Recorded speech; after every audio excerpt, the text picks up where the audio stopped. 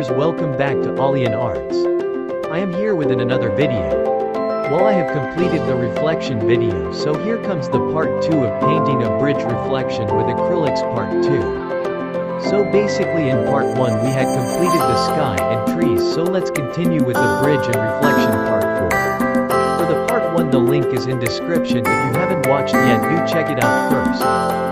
The lesson which I have learned from thus painting is do not give up, and no matter how bad your painting looks, do not judge and ask others' opinion until the painting is completed and dried. Trust me, after it dries it looks amazing to your eyes. So that's for today. Watch my video until the end. Hope you like, share and subscribe my channel. Do not forget to hit the bell icon for latest video notification. Thank you.